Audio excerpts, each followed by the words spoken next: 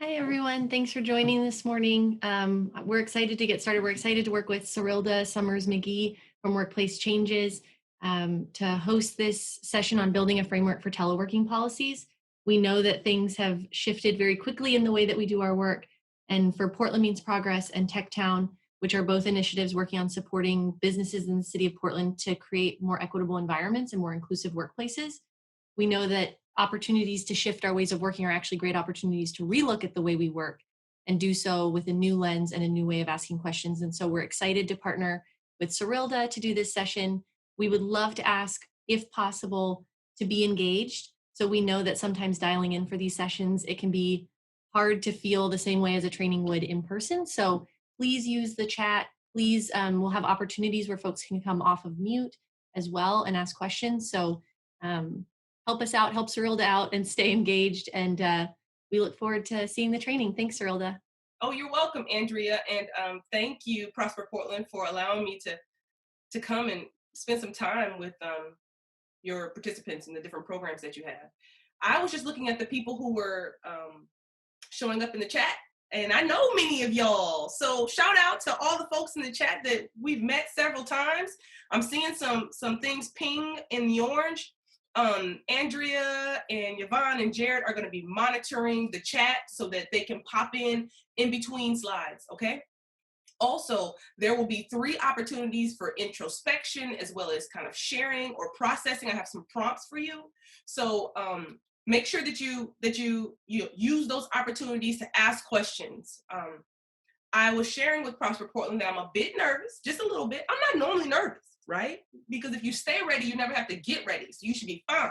However, I don't normally do webinars in this way. Normally it's informational, it's 20 minutes max. It's me talking at you and then you taking in the information, maybe with a little bit of chat. But this is now 90 minutes. This is like a real legit training. So I really do want for us to be engaged, to ask hard questions, to wrestle with many of these topics. And again, the 2 ways we're gonna have opportunities for you to wrestle with the content is A, through chat, and B, through the prompts, and then you will be able to actually ask questions. I can unmute you, they can unmute you, and you can ask questions and engage. All right? So again, I want for there to be interaction. I want to hear a amen and a hallelujah. If you're vibing with what I'm saying, I want to hear a what you talking about, girl, if it doesn't make sense to you. So please start getting on that chat, corresponding with one another. Let's get some community established because we may be working in place or living in what's the word that the city's using? You can't go anywhere, right? But that doesn't mean that we can't be in community and we cannot engage with the mediums that we have available to us. All right. So the name of today's presentation, or what I hope is a conversation, is building a framework for teleworking policies. Now I'm going to give you some classic HR information, and then I'm going to go into some diversity, equity, and inclusion things to be in the forefronts of your mind as you're engaging in telework. For those who don't know me, my name is Cyrilda Summers McGee. The name of my company is Workplace Change. We are a human resources firm located in Portland, Oregon. We put a lot of content out about things that we are seeing happening in the workplace, and I'm going to share many of those examples and illustrations during this session today. I believe adults learn best through example, right? You can see yourself through someone else's testimony or my sharing of someone else's testimony. I won't name the name of the company, but I will tell you the circumstances that I was brought into so that you can see how to embed the concepts into your own personal situations, okay? If you have follow-ups about the examples or the illustrations, again, pop in at any point in time. After every slide, I will be checking in with Prosper Portland, who's mining the chat to see if there are any questions in the chat before I go to the next slide. Okay, so again, I don't want it to be too clinky or too manufactured, but I do want to make sure it's engaging. All right, so let's start with the most kind of transactional part of this conversation, and that's policy, right? I call it a transactional concept because either you have them or you don't. Either you're gonna hold people accountable to them or you're not, right? But what should be in a teleworking policy? Let's start there. All right. Here's what should be included in them, and I'm going to give you some examples along the way. you should have an approval process for temporary telework agreements. Now, it may seem like, well, why would I have an approval process when we clearly can't go into the workplace right now? Like that doesn't make any sense. Everybody's at home. But the approval process is for the arrangements, right? Like what does telework mean for people who have historically never teleworked? What does telework mean for people who have a new job assignment, right? Because maybe they were the administrative support representative, and now they can't be in the space to greet people. They can't be in the space to manage all of the supplies and the print, outlets. And now they have a new job function, which is beautiful for them. But what does telework mean for them? You should take that time and be explicit in what telework means for them to do their job and be successful in it. Number two, not all positions are suitable for telework, right? I know that many people are starting to have these experiences of, all right, so I'm furloughing or, I'm laying off, but I need for my workforce to still be engaged, at least portions of my workforce. And some of those folks who are on your team, they literally can't telework. I've seen it, 1,000 times. What does that mean, right? What happens when an employee can't telework? Come up with that strategy now. Or, as we continue to endure this crisis and figure out what COVID means for our business, as you start having those conversations, think about these thoughts. By the way, there are things that people can do, right? They can have stretch job assignments. They can have they can pivot in their work as long as you give them a position description to really explicitly state what their work is supposed to be. So now start having those conversations now. Number three, employer's right to modify and discontinue the agreement immediately upon notice at the employer's discretion. This is important. This is important because I've seen a lot of people who establish a temporary telework process or a temporary telework agreement, and people really like the telework, and then they take it away from them. And then folks are like, well, they took mine away, but they didn't take his away. Why did they take mine away and not his? I think it's because, right, fill in the blank. In the absence of information, people fill in the void of information with whatever they feel most vulnerable about. Or maybe it's because I challenged the CEO that one day, and now they're not letting me telework anymore because I did that. Again, it doesn't have to be fact-based, right? In my work, I live and I'm governed by the fact that your assumptions, your beliefs, your perspective doesn't have to be based or rooted in fact. It's the way you feel. And the way that you can get out in front of the way people feel is to be very explicit on under what circumstances you will, eliminate a telework policy, under what circumstances, can you recall people back into the workspace, whether you are liking it or you're not liking it. Here are the parameters, right? So it's an employer's right, explicitly stated, to discontinue this arrangement.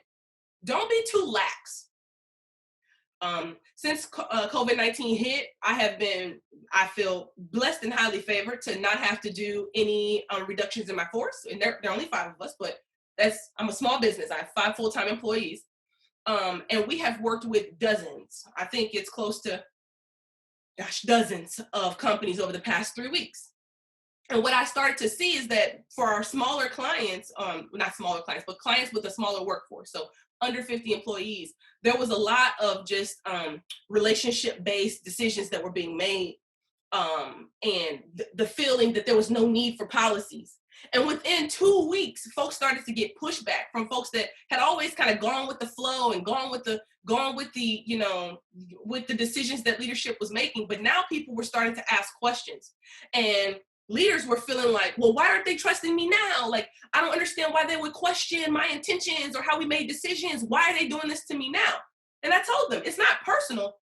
We're in a crisis. So don't get so focused on, the realities of your business that you forget that there's a human, an individual, a family-oriented component of this that's going to make people be on high alert of how are they being treated and how are things going to, happen to them, for them.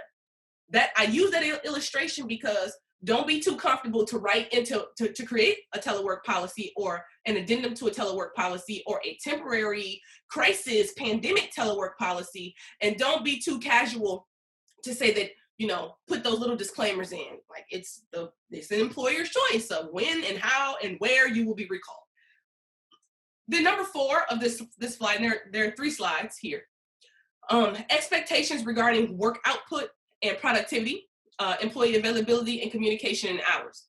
Already, again, we do HR work for a variety of companies. And already companies that had casual telework policies, now they have full-time telework policies, right?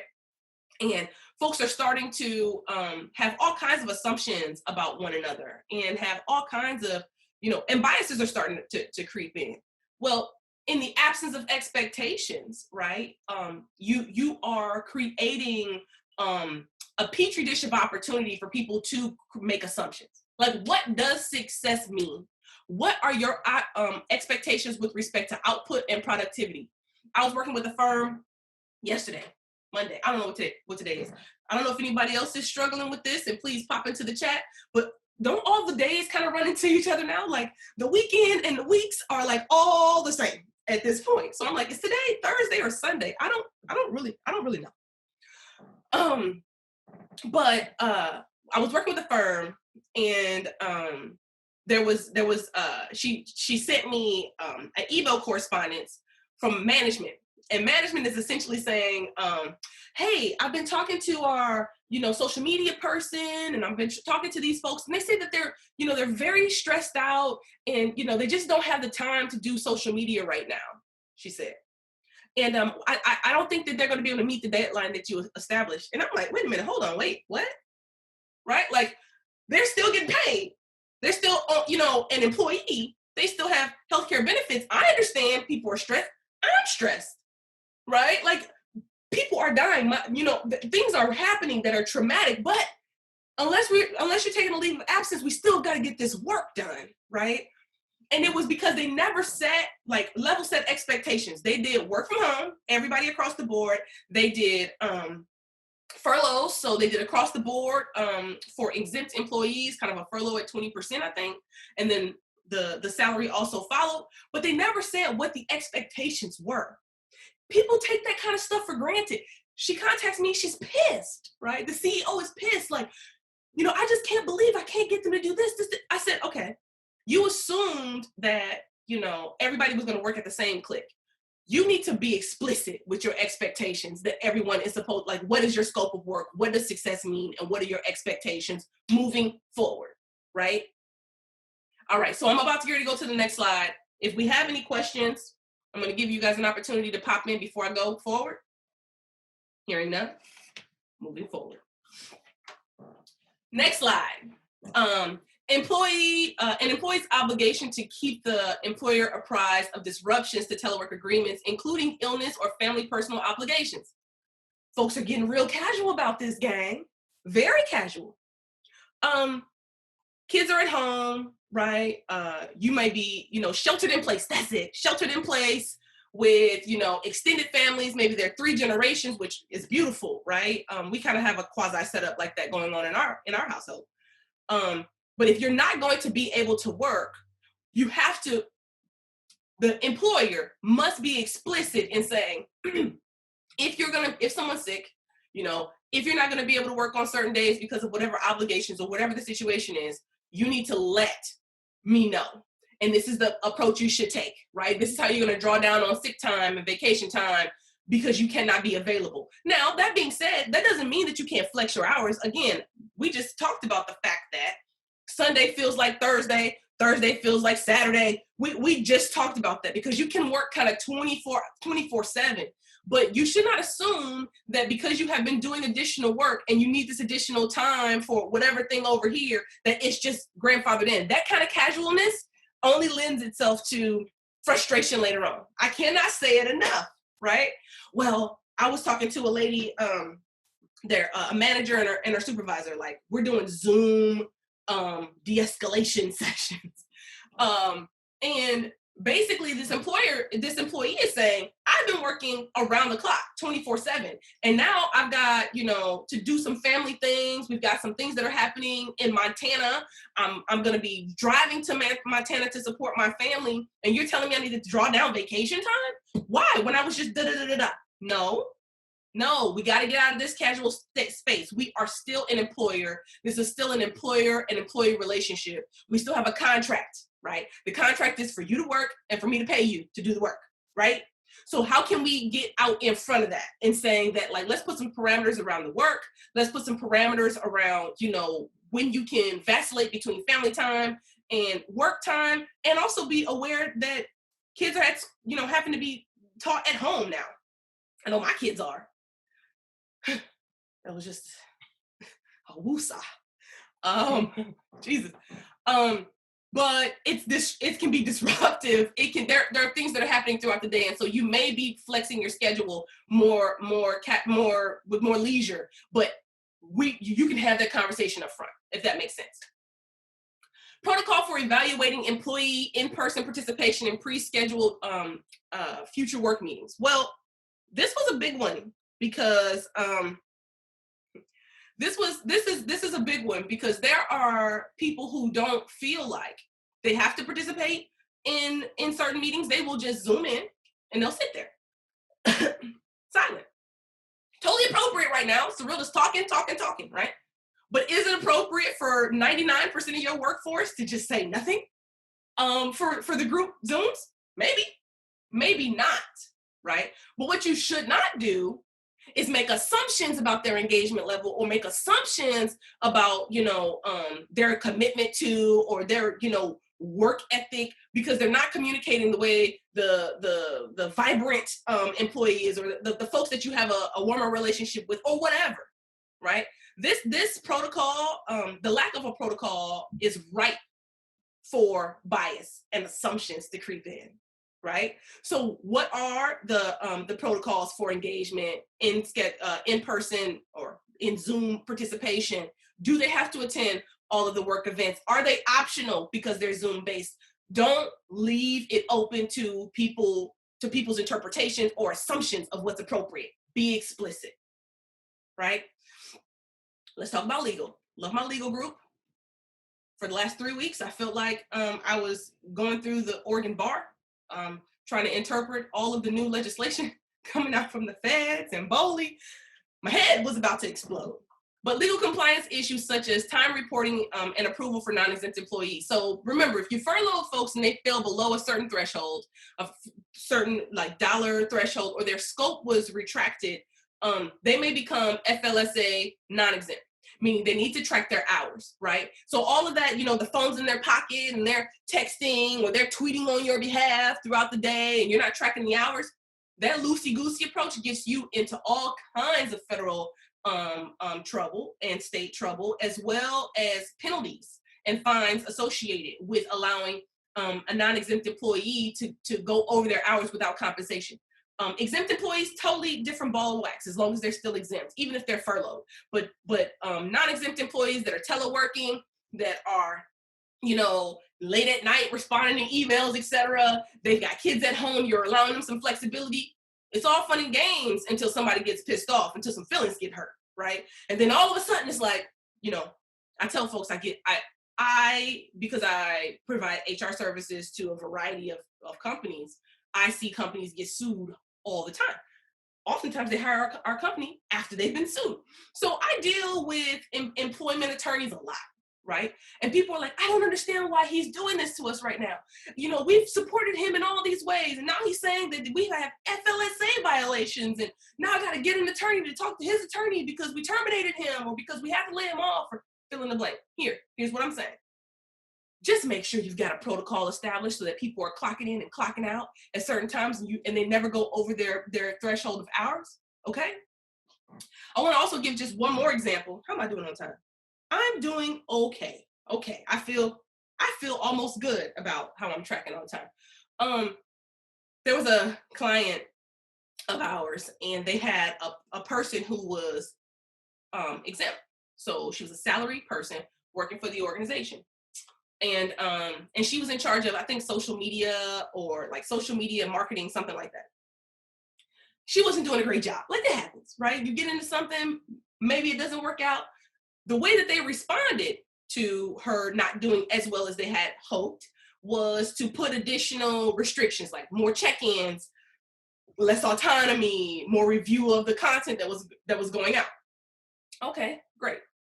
Well, once things continued to not work out, she claimed that she was in violation of her FLSA rights because she was a non-exempt employee. And they're like, no, we have you coded in the system as an exempt employee. So you're not, like, that doesn't apply. However, she and her crafty attorney had identified what are the thresholds to be a exempt employee. And one of those thresholds is the ability to make decisions and have like creative discretion and control. Well, she had lost all of that creative discretion and control. So what does that mean? Well, that means that if technically they are able to prove that she had lost her creative discretion, then perhaps she was non-exempt. And if she was non-exempt, then she was not being paid for overtime that she was supposed to be receiving as a non-exempt employee doing evening types of things. Are you following what I'm saying here? Right? I hope you are. I see some head nods. So make sure that you have a reporting structure. Make sure for non-exempt employees, make sure that if you are furloughing or if you are changing people's work to support your telework needs, that their scope has not gotten to a place that's much smaller, that requires less autonomy and independence, and maybe places them into a non-exempt environment. That's why I give you those examples, because when everybody teleworks, jobs shift. Track it. And the last one on this slide, before we go to our third and final slide on telework policy, is confidentiality and security requirements and expectations to protect employer property and business interests, right? I was just hacked a couple days ago. And I said, who's trying to hack a 5-person HR operation? Like, if I had the skills to hack somebody, which I don't, but if I did, I wouldn't hack me. Like, I would go for something bigger. But it did make us bolster our security practices. As we're all teleworking and we don't have the internet shields that exist in our corporate environments, let's just make sure that you have some policies and some protocols for people to follow to make sure that your protected information is truly protected and client information is truly protected. All right, so before I go to the next slide, I want to check in with Prosper Portland, see if there are any questions. No questions. Hearing none. Let's keep moving. And again, gang, I do want to hear your questions, right? I really do. Who's this lady right here? I'm going to put if I cover my thing, how can I find out who you are? I don't know. It's not working. Oh no, I'm not sure what I did. Okay, that's no good. All right, maybe not. She's got a gray sweater on. There's a brown door behind her. She's got hoop earrings. Brown. It's you. Yes. I see you moving forward. Aha! You found it. I saw you have a question in your face, and like you had a question. I'm unmuting you. Hi, Cyrilda. It's Marin from Swift. Hey, Marin. I don't have a question. I was just thinking, but I don't think I have a question. It's all pretty clear so far. All right. Well, I tried. I will. If I have questions, I definitely will put them in. Nice. Okay. All right. Next slide on teleworking. Here we go. So these are the final 3 for the policy side of the house. Employer policies and rules remain in effect until employees are notified otherwise. So there are people who would like to say, well, the stay-at-home order was lifted, so therefore the telework policy is null and void. You need to place in there that you make that call, right? There could be a variety of things that are going on that the regular employee doesn't know about, from rent agreements to all kinds of things that can be happening from an executive level. And so you should put that in there and alert them through your communications of, kind of what to expect when the work from home policies are lifted. Expectations for maintaining a safe remote space. Like, this is important. Shouldn't even have to say it. Had a guy who was teleworking a couple weeks ago. I can't make this stuff up. I literally, for real, can't make this stuff up. Guys at home teleworking. It was a sunny day. So on a sunny day, what better to do than to go and work from your roof? Yeah, you thought that was a great idea. I'm going to go on the roof. I'm going to work on my computer on the roof.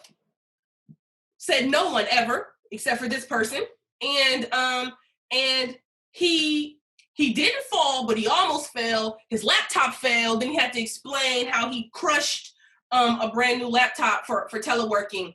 And then all of a sudden they were like, Cyril, I think we need a policy about this. Yeah, unfortunately, you do, right? Just alerting people the expectations of staying safe and making sure that their remote space is, protected, safe. Nobody can come in and like color all over the computer. Like just take care of it, right?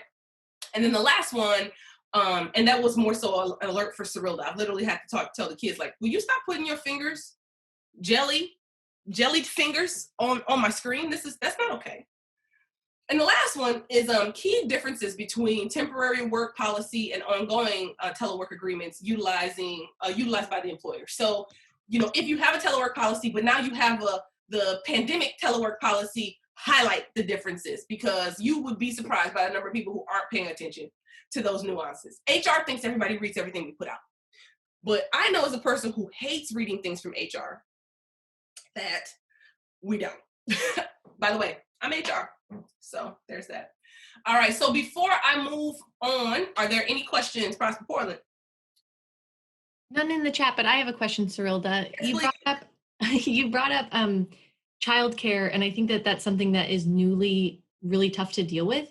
So do you have any guidance on how folks can deal with a policy that is reasonable, just given that a lot, like if you were to have a requirement of like, you must have official childcare to be able to be considered work, people would be like, well, then I simply can't work, right? And so what is your guidance on that? And that's a great question. And a lot of folks are having to retire or place on hold those policies, mostly government organizations of, under what circumstances can a kid be in the workplace and you be able to telework. What I recommend, not to companies, number one, retire it, right? Like at this point, kids have to be at home because there's no other place for them to be and be safe. That's a wrap. You can't say that policy must be retired immediately if it hasn't already. But for employees that have children at home and they're trying to figure out how to balance it, you should talk to your employer about having flexibility in the work day. Your work day does not have to be a traditional 8 to 5 work day, right?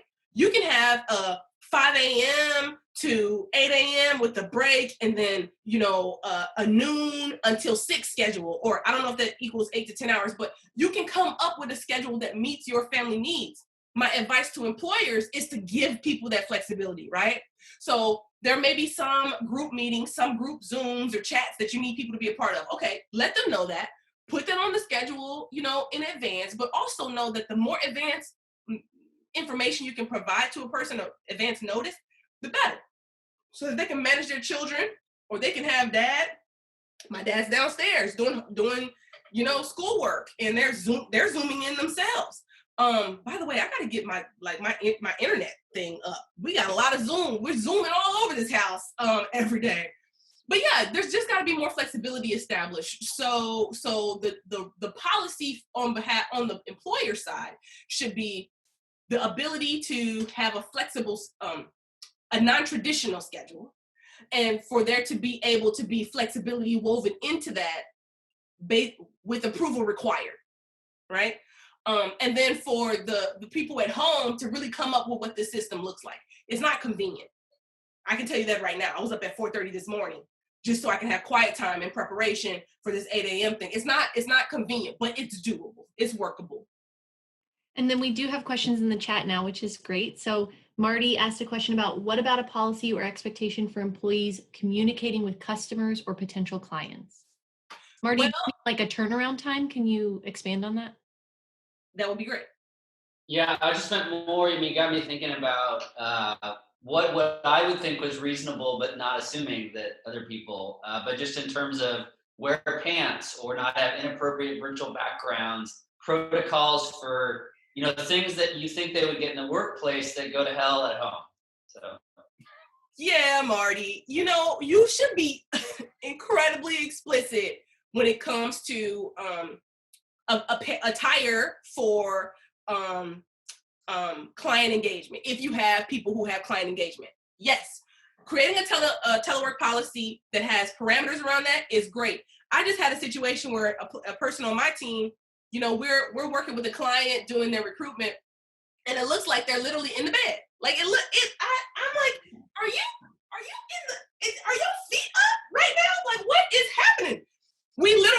I created a policy. I got a 5-person team. I still created a policy, just not to be passive because I had the conversation, but to say, I just want to be clear across the board on what my expectations are as it pertains to engaging with our clients, right? So yes, Marty, the more, don't make assumptions about what people are inclined or not inclined to do. I had a guy sitting on the roof. He thought it was a good idea. Not a good idea, right? You don't have any, you got a crop top on and no britches. Not a good, so yes. And then we also have a question from James from Neighborhood House. James, do you want to come off mute and ask your question? Hey, James. Hi, good, good morning, everybody. So I have always really felt that the workspace safety, the OSHA responsibility for telework to be kind of a squishy area. And I would love your feedback as to our actual risk responsibility. Am I going to have to pay out workers' comp if somebody falls off the roof or whatever? You know, so I am not OSHA risk certified representative. I've always worked with OSHA certified professionals in my work, specifically for people who do a great deal of work in like the manufacturing environment. But this is what I will say, because I've dealt with a lot of worker comp claims, including telework workers comp claim. I had a workers comp claim. There's a guy who was working from home, stubbed his toe on his office furniture, fractured the toe. He said it's a workers' comp claim. Now, it was debatable. It was literally debated with his attorney and with the other person's attorney. They brought in an OSHA specialist. I don't think he ended up winning, if memory serves me correctly. I don't think he ended up winning, but it is squishy, and it is open to interpretation, and it is open to the interpretation of a judge even. So what I like to tell people is put a policy in place on what your expectations are with respect to at home safety, right? Like, you know, in your home, it is your responsibility to have your own, homeowners insurance. We do not insure your, I would talk to an attorney about it, but there are some things you can put into a policy to protect yourself against OSHA claims in the work, in the home. There are, but it's still, so that doesn't mean you won't be sued. It just means that because people can sue, for anything. People literally can sue for literally anything. But it does provide you a great deal of additional protection if, you can write the rules in particular ways. It's a great question. What was his name? James, right? Yeah. Yes, thank you. The funny thing is I went from supporting a fully remote sales organization to a completely in-house admin organization, and never ever once had a comp claim with the sales group. And now I'm freaked out that I'm going to get nothing but comp claims. You likely won't. You likely won't. I would say this in my very, candid relationship. This is all family at this point, right? Is this being recorded? Yes, it is. I would still say this. If a person's petty, they're going to figure out a way to sue you no matter what. Like you don't stress yourself out about it, right? But just create the policies and the rules to protect yourself as best as humanly possible. And document, right? So if you have had, don't be casual. When you see that people are engaging in, behaviors that are arguably not safe or that are problematic, do progressive discipline and make sure you hold them accountable. Don't wait until now they're at home and they're still making claims, right? Like, if that's the case, it doesn't even sound like that's the case, but that's what I would say to that, James. Don't freak out. That's all the questions for now. All right. So now let's get into the meat and potatoes of the behavior side. I just talked about the policy, like the proactive work you can do to kind of capture what the expectations are for your workforce and how to, be transparent and hold them accountable, etc., and protect yourself. But now let's talk about the behavioral piece of this. Oh, no. Let's, this is a pause for reflection and interaction. I just had a little bit of that, but I would ask you, what are your top 2 telework challenges? If folks can ping in, sharing is caring. What are your top 2 telework challenges? All right, we got some takers. James said technology mastery. Yeah, And man. low quality computers or internet, so digital divide. There's yes, that is huge. Thank you so much for sharing those. And quite honestly, it's huge in schools, it's huge in the public sector, it's also huge in the private sector. Everybody had desktops, and now they need to. Dell sold out of laptops. 4 weeks ago, Dell was 100% out of laptops globally. Like, who expected that? But yes, thank you for sharing. Did we have anyone else who jumped in? Abby shared some people working too much or too little, and you can come off mute if you want to expand on that. Oh yeah. Go ahead, Abby. Yeah, we just have, you're at home, so it's easy to get up and work. And so I'm getting reports from some managers about how to pull people away from work, thinking that they're working too much. Yeah. And then obviously the omnipresent question of like, are they working? Are they, like, how do I know if and I think goes back to your earlier slides about like expectations and work product and deliverables and making sure people are on top of that. But it seems like it's kind of one or the other. Oh my gosh, we're so about to get ready to jump into that in the bias section, because you're right. Everybody I'm talking to, like dozens of companies over the past 3 weeks, are like, I don't think such and such is working, right? It's like, well, why don't you think they're working? Like, what did you should know if they're not working. Like help me. Let's unpack why you think they're not working, because that's a feeling versus they're not doing anything. And then how can we nip that in the bud so you don't have to make the assumption? So we're getting into that very, very soon, very soon. Thank you. Were there others? Marin shared the unique situation right now of kids being home. Do you want to expand on that, Marin? Or? Yeah, it's more, Cyrilda already touched on it, but I think that our workforce is very adapt to telecommuting and working from home. The issue right now with having kids being home and juggling parenting while also working is really hard. And kids at all different stages. So little ones, all the way up to like obviously teenagers or college students being home. Yeah. And the dynamics, what I think is hard is that what parents need is different at each of those different stages. And so their challenges and the support that they need looks different. You're exactly right? And then the question becomes like, what's a reasonable way to support them? And then there's this whole like us versus them that's happening between people who don't have children at home and people who have children at home, and the assumptions that are being made about who's working, who's taking on other people's burdens and responsibilities versus them being able to get the work done. I would like for us to talk about that during the perception bias component. So we're going to come back around to that, because I want to give you some examples of things I've shared with other people in response to that very dichotomy that's happening in organizations. I love it. And can we take one more? Yeah, I'll read 2 more and I'll blow through them. So we have Marty commented on what the casual daily interactions now, whether they need to be explicit touch-in meetings. Yeah. We also have a comment about lots of back-to-back meetings with no breaks, since now they're can't even use the bathroom. Yeah. Mm-hmm. And then we also have a comment from Carmen with the Hispanic Chamber about adapting an employee's role. So roles that historically were not telecommuting and make it work telecommuting. And again, that divide James is flagging between those who can work remote and those who can't, and making those tough decisions. Man, okay, we're going to get into many of those. I feel really good about this brand new presentation that I just crafted this week. Because I think it definitely talks about many of the challenges that you all are up against. And that's because I hear about it quite often.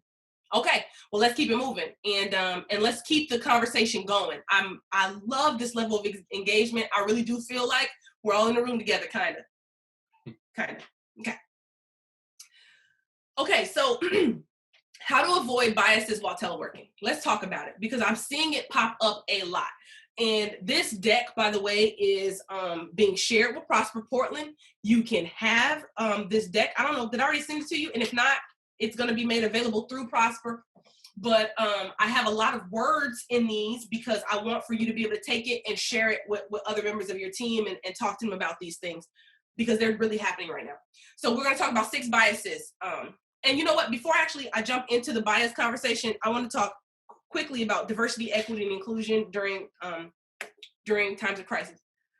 A lot of folks believe that diversity, equity, and inclusion should only you only really focus on it and talk about it during times of abundance, right? Like it's a luxury. When the revenues are good, when business is going well, now we can take the time and figure out how to engage with people who have historically not been given a fair opportunity. That happens. That's been a conversation I've had with many people. And a lot of people think about DEI in that way. However, it's during times where there is scarcity that it matters most. Right. So folks who have historically not had opportunities, historically not been focused on and supported equitably, those are the folks who get hit the hardest during times of scarcity, during times of crisis. Right.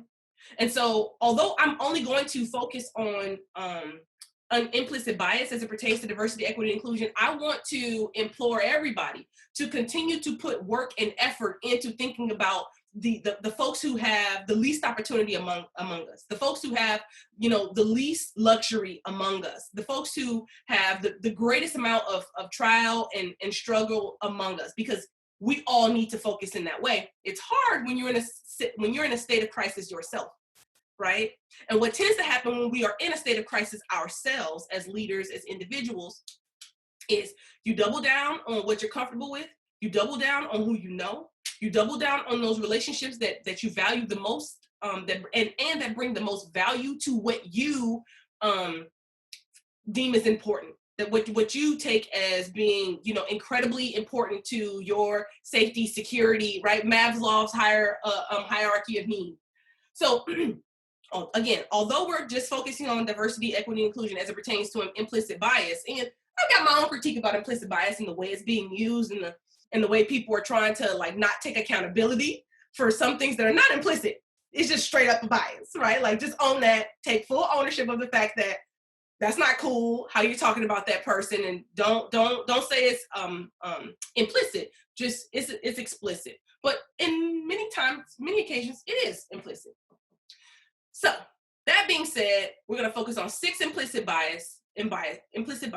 You likely have heard of them before, but I want to give you examples and illustrations of how I'm seeing them show up, manifest in these telework environments right now. Distance bias, right? The tendency to favor that which is closer in time and space over what's farther away, right? This is a real legit bias. And the way it's creeping up in teleworking is that you forget to include key people into work situations. You neglect to call on people who you don't see on camera. That's huge, right? Even James, when James, I can see certain people's faces, right? So I can see Marion's face. I can see, the guy with the green background. I can see his face, right? And it drew me in immediately. That is a distance bias. The further away you are from someone, the less they are drawn to you, the less of their attention you have, right? And often who you don't see on camera, they don't get selected, but also you provide harsher feedback the further away you are. It's called like the social media or, email phenomenon. Like that's how I think about it. You will find the greatest introvert like puff up their feathers like in a major way via email, saying things they would never say to someone's face. I mean, can I get who has seen that happen? Just do exactly. We've all seen it happen, right? The same thing with social media. You will make a critique on the way someone looks on a picture that you would never say to their faces. This is what's happening right now in the workplace with teleworking, where you literally will provide a harsher feedback, or you'll be more curt because it's over the phone. So this is what my recommendations are to avoid stepping into this bias. Number 1, set expectations and gather feedback. Literally, if you are clear on your expectations of engagement or video, or if it's a work environment, did you give them a camera? Right? So if you didn't give them a camera, how can they do a video?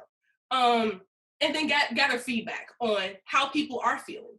Do they feel like they're getting a fair shake? They won't tell you everything they're thinking. Nobody does. When the higher up you get, the less, information people are willing to share with you because of, just a variety of fears. Some real, some absolutely irrational. But they will usually give you some kind of feedback, especially if you continue to follow up and they can see that you're not taking the feedback personally and you really want to hear from them. How am I doing? I'm doing terrible on time. Okay. All right. I'm adjusting. Hold regular video meetings, right? And make sure people have cameras, right? Because on video, the human piece pops back in. Like over the phone, it still feels very removed, very distant. But on video, you start to see people's humanity differently. Build bias awareness. The reason why I made this deck available to you, the reason why I have all this content on these decks is so that you can help others build their bias awareness. Facilitate intergroup interactions, so smaller group interactions where people are still building on a more intimate basis, and then you also have the bigger groups. Don't just always default to the bigger groups because that adds greater distance.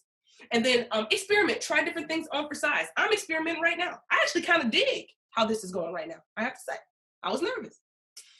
And ask for feedback. So make sure you leave a comment at the end of this presentation. Let me know how it went. All right. The next bias we're going to talk about. Oh, I'm sorry. I was supposed to check in. Questions? You're good. There was just a comment from James basically appreciating he's been seeing a lot about how DEI efforts are being rolled back during this time. So it's good to explicitly touch on this. Absolutely. And they are unquestionably being rolled back right now, especially in government. So I applaud Portland because Portland actually has, and I tell people this, folks may think, I'm very suspicious when I hear compliments from people. I just don't trust what people say because there's so many people who just say positive things, even if they thought you sucked. Like I've had people standing right next to me and say, gosh, that was the worst presentation ever. And then the presenter walks down and then the person's like, you did a phenomenal job. I'm like, I can't trust you. I can't trust you. But that's not the kind of person that I am. So I want to just highlight, I think that the city of Portland is doing a really good job when it comes to equity. And I'm very critical, right? And I used to work for the city as the chief human resources officer.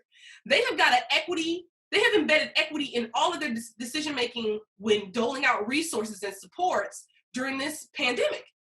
And what has happened is communities that had historically felt like they were left behind, only the big businesses, only the traditional businesses, only the dominant culture participants were getting the resources, though that's actually pivoting significantly at the city. But I work with other municipalities in our region, in our state, and it's not happening like that, right? Like they are in a crisis zone. They're doing what they've always done to help the people with whom they have the greatest amount of or closest relationship with. And the city's not in that place right now. So shout out to the city. But to your point, the comment that you made, they are rolling back. And people feel like because we're in a crisis, we have to put that on the wayside. We won't have time for that. It's unfortunate. All right, affinity biases, what's next? The tendency to warm up to people like ourselves. Okay, so I presented as an extrovert. I actually get my energy by being alone, even though I don't have very much time to do that anymore.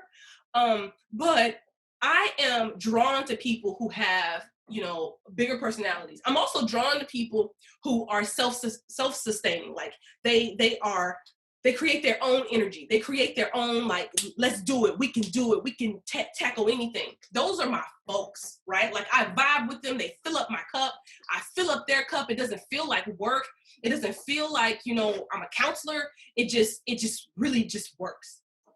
But I have to also be aware that people who are a bit more introverted in the way that they present, I'm not as drawn to them. It becomes more of an effort. Now, in a work environment, especially when we're working teleworking, we have to be sure to not just go to the people that we like for our Zoom calls, for our direct messages, for as we conference with different factions or subgroups of our workforce, right? We have to make sure that we are connecting with people who live life differently than we do. It's critically important. So how do you avoid the affinity bias, right? Be cognizant of your inclination to spend time with certain members of people. I actually want to take just like 20 or 30 seconds for you all to reflect on what kind of person are you most drawn to? Like just take 20, 30 seconds, jot down those attributes. Who is that person? Bring a face into your mind. Who do you like to go and connect with in the workplace? We all have them.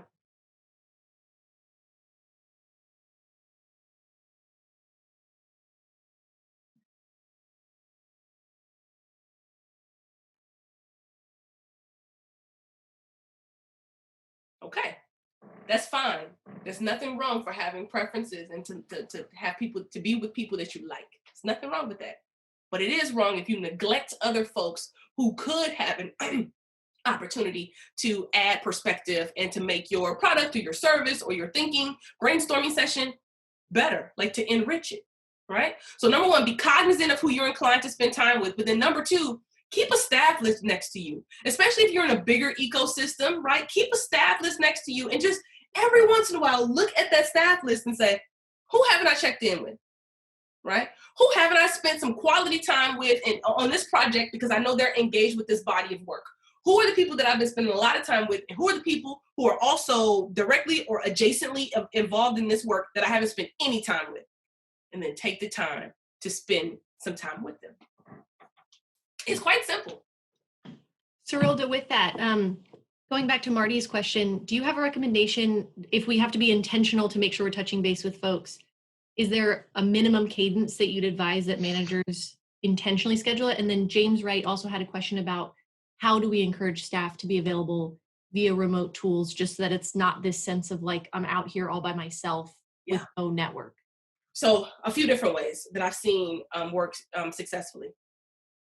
Number one, daily check-ins. Daily, ideally, video-based check-ins, but depending on the size of your team, maybe you can't get them all in. You as a leader should check in with either your whole group, or if you can't get the whole group together on a daily basis, you check in with different subgroups that make up the whole to check in with them. How are things going? You know, updates that you've been working on, and allow them to provide some updates. And I have community building, a whole community building section earmarked in just a bit, where we're going to talk about a variety of ways that you can engage with your workforce. But you definitely should be having a Zoom touch point with members of your team every day, ideally. But if you can't do it every day for a simple check-in, then you should at least do it once a week, right? At least do it once a week. Some people do roses and thorns. Other people do a morning and a celebration. Folks are just trying to make sure that they remain in contact to build that community. And I think that it definitely is working for those who are doing it. The people who are really struggling with community are the folks who have inconsistent touch points, or they're only touching in once a week, or they're too busy for touch points. It has to be made a part of your ethos, a part of your community, to check in on a regular basis. And you also have to charge your managers of other teams. Like, I'm checking in as a CEO, or I'm checking in with my team, but I need for you to check in with your teams as well, and then alert your CEO to check in pretty regularly too. I'm going to have a variety of additional examples in just a bit. Okay, great. I love that.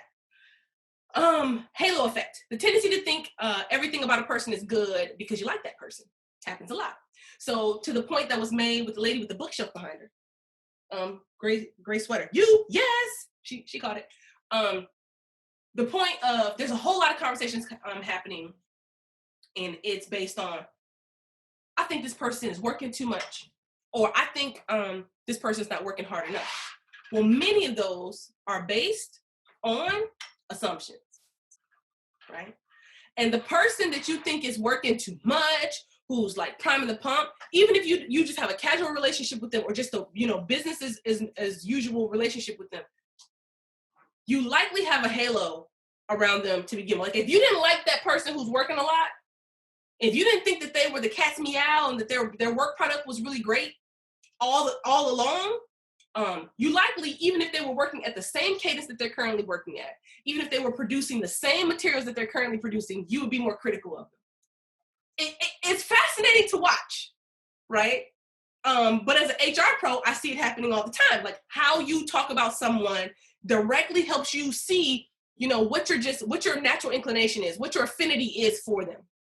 So when you work remotely, your level of trust is on high alert, right? So the people that you already had a trusting relationship with, you sustain that. You give them more grace, right? You give them more flexibility. You're more, accommodating to them. But people that you didn't care for, or that you were, suspicious of to begin with, and Lord knows I've worked in really, really big environments. And I've always had people who are just kind of like on my watch list, like, I don't know about that person. Sometimes it was based on, more times than not, quite honestly, it was just based on a brief encounter that I'd had with them that didn't sit well with me. And now I'm just suspicious, right? We all do it. I do it. I definitely don't want you to think that I'm the, holy grail of humanity. No. And there's some people I don't like, flat out, just don't like. It happens.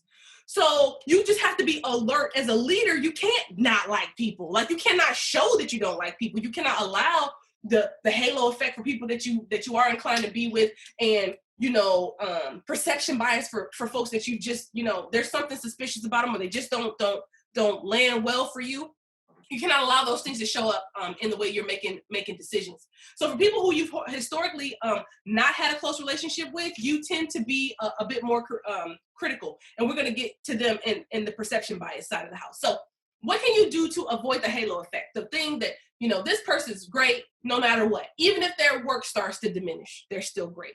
Even if they're only working 4 hours a day because they've got kids at home, they're still great. Or even if they're, going through some significant, emotional responses to the at-home order, they're still great. Again, just be aware of the halo effect. I'm not putting a judgment on it. I just know that it can have an impact on morale, and it can have an impact on how the workforce sees you as a leader when people are able to identify that there's a halo. It's not consistent. What can you do to avoid this bias? Number one, establish consistent telework policies so that you're not giving favoritism. In the absence of policies, written policies, you will give certain people more leniency and more perks, and you will take them away from others. Don't fall into that trap, right? And if you find yourself giving more grace to one person, make it a policy. Make it a past practice that's now being formalized. Because if you do it for one, you should be very well prepared to do it for everybody. Or everybody who has the same circumstances of the person that you granted it for. Okay. Number two, establish work product and performance expectations for all employees and hold them all consistently accountable. When you think that a person's not working as hard, that is the indication that you don't have very explicit performance management expectations, work product expectations. There's some stuff that you don't know because it should be tangible. You should know. You should be able to know if they're working or they're not working, right? And if they're not working, no matter who it is, address it, right? But don't make assumptions. Create structure. Structure is what will eliminate your inclination to engage in assumptions and bias. Number three, be aware of who you like and try to treat everyone equally. So you know how we just kind of jotted down who's the person that we like to be close to? Those are also the same people that we tend to place a halo around, right? So be aware of those people. Put names and faces to it, and just be hyper cognizant of, am I treating everyone the way I'm treating this person? And then the final one is be aware when negative assumptions creep into your psyche, and ask, why are you feeling this way? We're going to go deeper into this in the next slide, but I just wanted to, even in the halo effect, there's a dichotomy that's established. You have a halo, great affinity for certain people, but then you're super critical of others. Where is this coming from? How can we create structure to reduce both the negative and the hyper negative and the hyper positive? All right, questions before I move? Yes, Rhoda, we have a question from Nina Lewis. Is video always appropriate, even when it's available? And Nina, I'm not sure if you wanted to elaborate on that at all.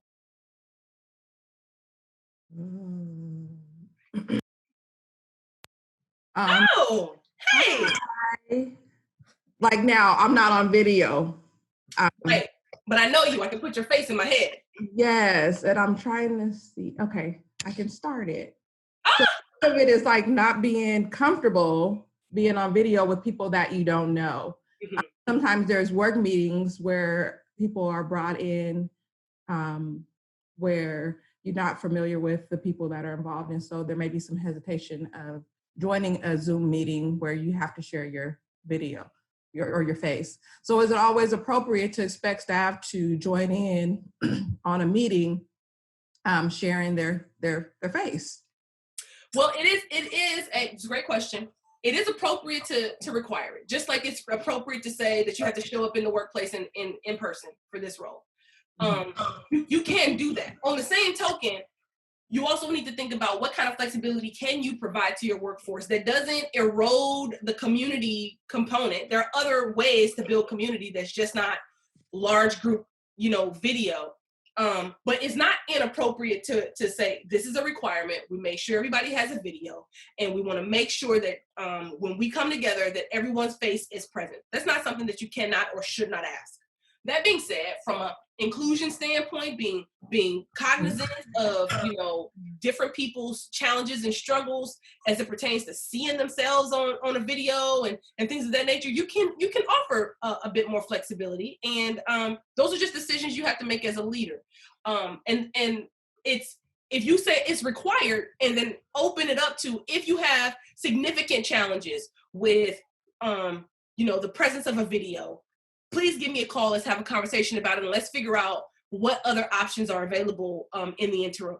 That's also appropriate. And that's actually probably the ideal circumstance, no matter what. It's to offer folks the option to not utilize the video, and to have a discussion with you about what alternative options are.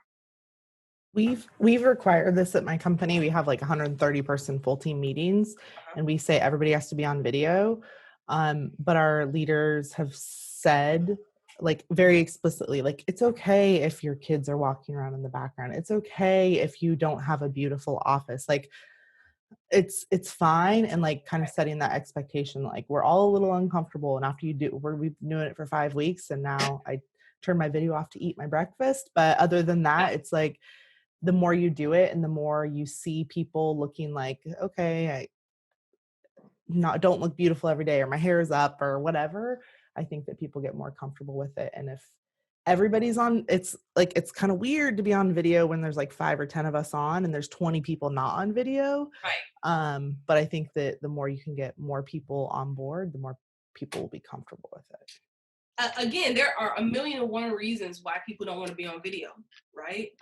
And oftentimes just putting language to it of these are the expectations, to your point, will reduce people's anxieties about where to video. You can even come up with like, here's some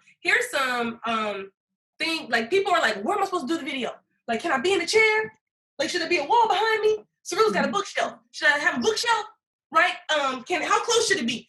Some people are just completely like, I don't even know what to do with this. And so the more advice, the more instruction and recommendations, or just like, hey, these are loose, advisements. You don't have to do this, but if you're wondering what you could do, here are some tools and options for you. That's also super helpful.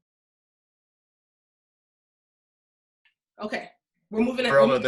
There's a couple more comments on this about how video brings increased humanity and empathy to this, which is what Megan added. But then James had a comment as well about how this could further the perception of inequity, particularly around folks without as good of internet connection, technological limitations, and how that could sort of create unequal footing among different staff members. Maybe I'm not sure if I fully grasp that, James. No, and we have to keep moving. But to James's point, there are some inequities and some disparities as it pertains to internet connection and just technology, access to technology. Number one, you cannot require people to be on a Zoom if you don't provide them with the resources to Zoom, right? Like you providing those resources to them, because you can't presume everybody's got those resources. But number two, if internet and technology is a challenge, much like the cell phone stipend that a lot of people have, you can have a technology stipend.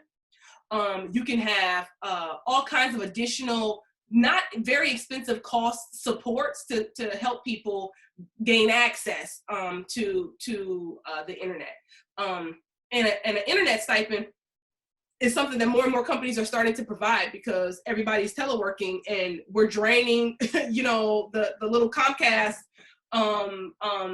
internet capability that we have. And so some people are having to bolster that. And so companies are saying, we will supply you with the internet stipend to help offset the added cost of up leveling your internet. These are things you can do. Okay, we got to move to the next one. I think we're on number 3. And yeah, what time is this over? Maybe I'm wrong. It's not over at 10, is it? It's over at 10. No, it's over at 10. Okay. Yeah, that's what's happening. Okay. So perception bias is the next one. And that's the one that we kind of referenced on a couple different occasions. Perception bias, the tendency to form stereotypes and assumptions about other groups that make it impossible to make an objective judgment about members of those groups. All right, so let's just give you a few examples of this that we see, that we definitely see happening in the workplace. So in here I say, when you work remote, you spend a lot of time alone and away from your team, right? So assumptions tend to creep in, right? And stereotypes can run rampant. For instance, I don't think staff with kids work as hard as staff without kids. I can't even tell you the number of times I've heard this. Like just casually. And it's like, well, hey, I got a lot of kids.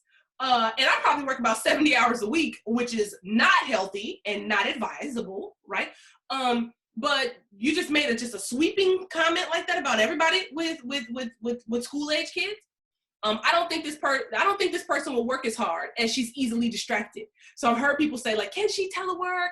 And they're having these conversations while considering who to furlough, who to lay off, right? Like they are taking these assumptions, these biases into consideration as they are making decisions about people's livelihood. I think this person has more financial responsibilities than other people and therefore cannot afford to be laid off. Wait, so that's so complex, right? That is to presume that you know about all of the responsibilities, family or otherwise, that people have from a financial standpoint. I can assure you, you don't know, right? And just because one person came to you and is more open and willing to share their perspective about their financial situation doesn't mean that the other people who aren't coming to talk to you about that aren't dealing with very similar or coping with very similar realities. So and then people make business decisions that are based on those perception biases, right? Who to lay off, who to furlough, who can be afforded to be laid off, who can be afforded, people who are retirement age. Well, such and such is retirement age, so she could be laid off and draw down her pension. What? You're gonna make a business decision? No, it's illegal. It's hella illegal, right? But in addition to that, it's just not fair and equitable. So, and perception bias is what lends itself, and halo bias is what tends to lend itself to the statements of, are they really working that hard? Well, why are they asking that question? Where is that coming from? And are they asking that question across the board? Or are they just asking that question of Timothy, right? And then who's gonna pause and make them ask them the question of, why are you asking about that question? People just go with the flow, and we shouldn't. So here are the 4 things we can do to avoid tapping into this perception bias. Avoid assumptions, which is hard but critically necessary, right? You have to literally pause and ask yourself, am I absolutely certain that this thought that I'm having is true? So without any question, every person who has children doesn't work as hard as people without children. And every person without children works as hard or harder than people with children. Are you certain that that is a statement that is fact-based? Probably not, right? Avoid assumptions, but start to ask yourself, when the way you can challenge an assumption, or you can even ask yourself, is this an assumption? You can say, are you sure that this happens every single time? And if not, then why are you thinking that this is happening right now? Like, let's go a layer below this assumption and say, where's this coming from? Sometimes it's coming from a place that's legit. This person hasn't been showing up on the Zooms. This person hasn't been But don't assume that they're not showing up on the Zooms and they're not doing, completing certain projects because of their kids. Maybe they're not doing those things because of something else. Either way, what you should be focused on is the performance, right? Here was an expectation that you had. You did not complete that expectation. Let's have a conversation about it. Step one, right? If it happens again, well, let's have one more conversation about it, and I'm going to document it. Step two, right? This is called progressive discipline. You can take this up to 7 steps or 3 steps. It's really up to you, but you better administer it consistently, because that is when you can get in trouble for discriminatory behaviors, right? Well, such and such, I know she got 3 talking tos about this, but the other lady over here, she got 7 before, and was never, terminated or, put on discipline, suspensions, etc. Folks will start asking you why, how, right? Avoid making business decisions based on non-business specific information. So you want to lay somebody off because they're retirement age. That's not a business specific information. You need to figure out your book of business. Who can you afford to keep on board right now? Right? What does your budget support? Where can you do cuts? And then come up with a measurement, a metric of some sort on who's going to be cut, who's not going to be cut, and why. And if one of the reasons why is because she's got 3 kids and she's retirement age, that's age discrimination, A. And B, that's a totally inappropriate way to determine who stays and who goes. That you just can't do it, right? But a lot of people have made decisions on furloughs and layoffs based on the very things I'm telling you about right now. And you all can't say anything, and I recommend you not say anything on this, recorded platform, but I know you've seen it happen. Like, I know many of you have seen this happen, right? No need to head nod, just saying. And then number 4 is use performance management data to check in and support staff in being successful while teleworking. You don't have to make assumptions on if they're working or not. If you have been explicit in what is expected of them, if you have consistent check-ins, if they know what their body of work is and what your expectations are, there should be no confusion there, right? In the absence of these structures of asking ourselves and doing certain things, it lends itself to perception bias. And perception bias is cancer. It's all bad. But again, when you get into these crisis, situations, you start to go really rather primitive in your thought, right? Like fight or flight, right? Like, this is what I know, and this is what I don't know. And I always had a question about this person. The volume of people who said that they wanted to get rid of people during the layoffs because, this person's always, struggled in their work. Okay, great. Show me the documentation. If they've always struggled in their work, then you should have been managing them and holding them accountable to doing what they're supposed to do. Show me the documentation. Let's do it. I'm waiting. Come on. They got no documentation. You didn't like this person, and now you've got space and opportunity. Plus, you're making cuts, and you have to determine who's your strongest team, which are the most profit, driven or divisions, etc. You have all of these metrics in your mind, but you also have in your mind that these 5 people have been suckers, negative, toxic folks from the jump. And now I want them out of here. Get them out of here. I don't have time to keep those kind of folks on board when we're in a moment of scarcity. But that's not fair. Right? Now, it is fair if you're going to base it on, performance. Intel, Nike do this. They do this on a pretty regular cadence. Anyone who has been evaluated and trending low in the evaluation area, they cut them. And that is a perfectly appropriate barometer to use to determine who's going to stay and who's going to go based on evaluations, right? Consistent evaluations that are the same across the entire organization. Makes great sense. But those are just a couple of the examples. Gosh, I have 10 minutes left. I'm doing terrible with time. But I want to see, because this is a really big implicit bias that creeps in all around us. I want to see if there are any quick questions. Okay. We're good to continue, Serilda. All right. How are we doing? Yeah? No. Got it. We're doing great. Again. No, not really. the tendency, confirmation bias. So this happens with perception bias. You have a perception, and then folks are like, well, how are you going to validate that? How do you know it's true? So then you go out fishing for validation, things that will confirm pre-existing beliefs and assumptions that you already had, right? So let's say you think this person doesn't work as hard. So then you start asking questions about, do you think this person works very hard? Like very specifically to that person, not this global perspective, but you are going out there looking for ways to substantiate what you already want to do. Let's own it, right? Let's tell the truth and shame the devil. Don't go fishing. So here's how you can avoid this bias. Be aware of perception biases that you possess. So we just went down a list of perception biases, the previous slide we had, and don't make excuses for them. Do not make excuses for them, right? When you see that you cannot validate why you feel this way, there's no evidence to support it, don't go chasing the evidence, right? Own the fact that maybe I have a perception bias and maybe I'm not being fair right now. And then number two, when you start poking around, asking questions about specific people, ask yourself, are you asking these same questions of other staff, or have you singled someone out, right? This work that we're doing is really about you becoming self-aware.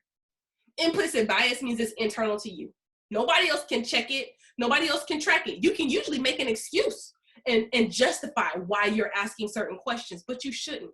You should actually take a beat and ask yourself, like, where is this coming from? And is this a bias that exists within me?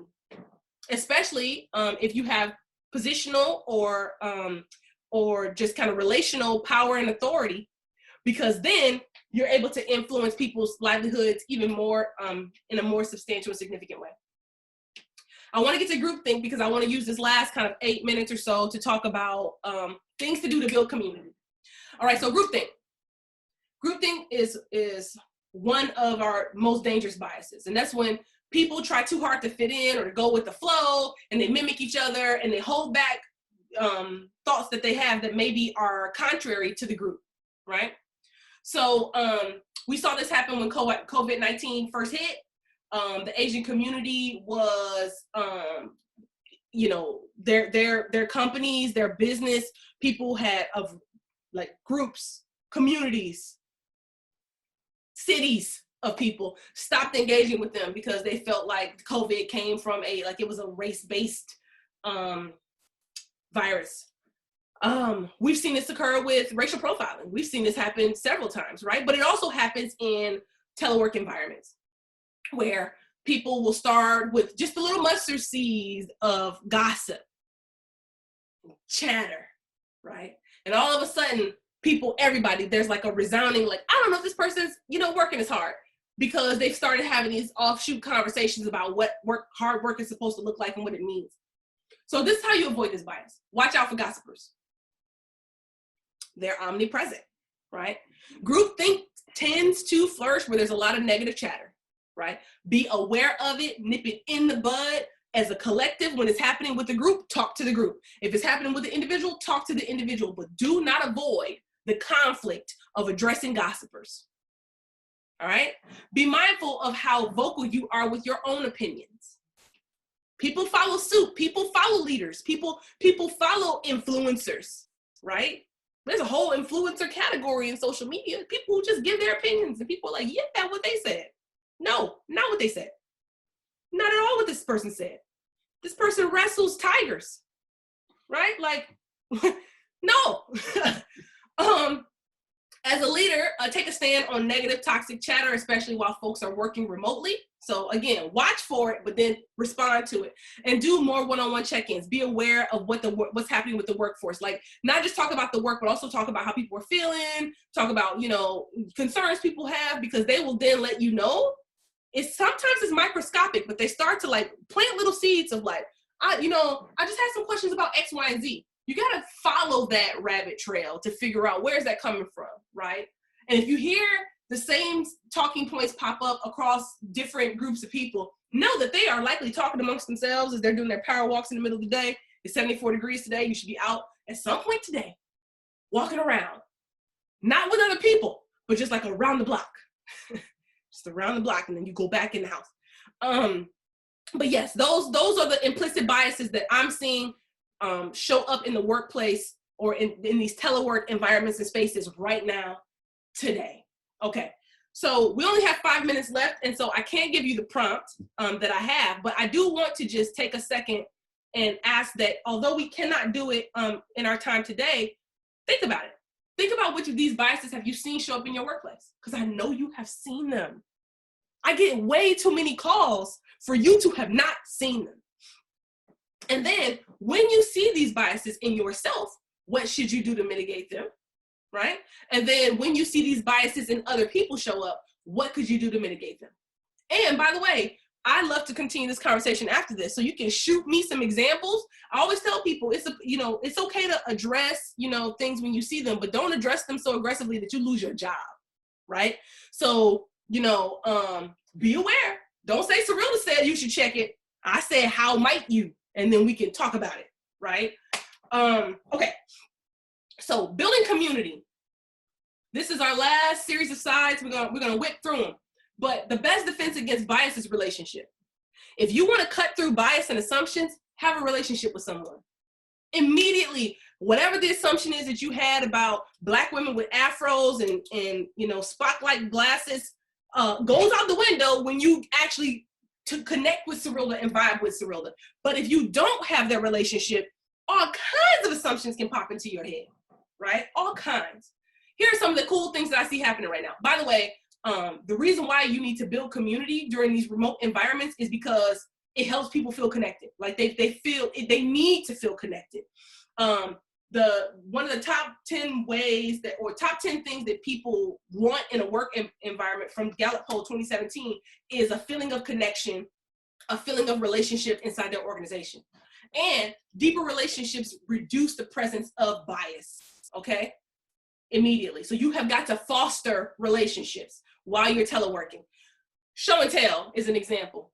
Some folks don't like to show and tell. They like to keep their work life and their business life separate. Well, now everybody's working at home, generally speaking. All right. So you can help to facilitate and foster community by setting aside time. At 4:00 on this Thursday, we're gonna do show and tell where you can walk people through, show them videos, show them photos of something you're working at home, your garden that you're proud of. Maybe you want to show them, an art thing that you made. I had somebody show some art, and I said, I'm not artistic. I don't know if that's good art. Like, I was definitely looking at them judgmentally, but I didn't say anything. So you can be proud of me. I said nothing. I looked, and I'm like, this person is unique. But I got to know this person a lot better. So show and tell is actually pretty cool. You get to learn a little bit more about other folks. For my next show and tell, I'm actually going to give them a demo of one of my assignments, and that's French braiding my daughter's hair.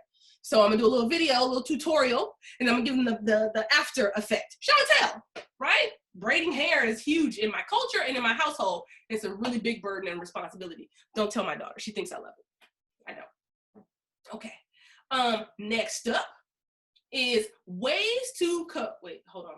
I gotta move the pictures. Ways to build community while teleworking, virtual socials. Who here has had a virtual happy hour?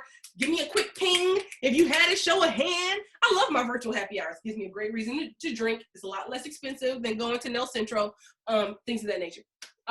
So consider hosting virtual social activities to showcase achievements and share fun stories about the days or the weeks past. You don't have to make it liquor oriented, although there's no drinking and driving right now.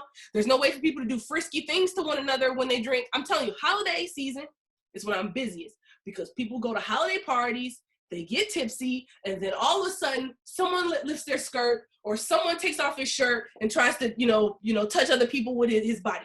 Very interesting things happen. Well, now none of those things can happen, right? But this is just a really great way. Virtual socials is a really great way for people to hang out and have some physical, some interaction with one another. Games, trivia crack, check it out.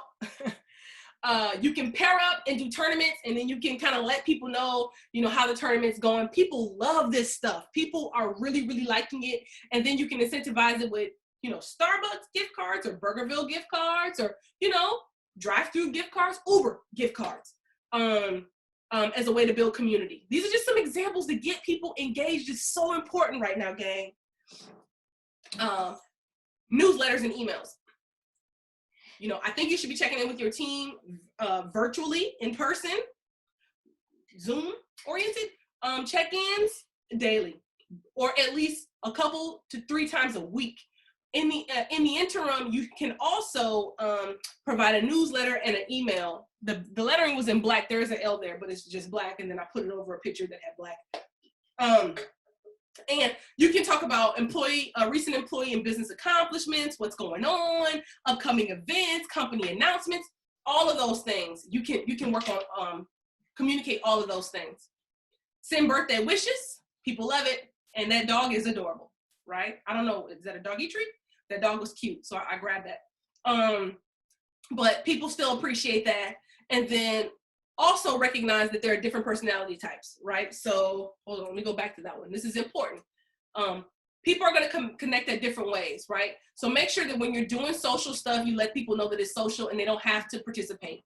But also when you are doing mandatory stuff, let them know when it's mandatory, and understand, don't offer perception bias because you like to do these social activities and other folks don't.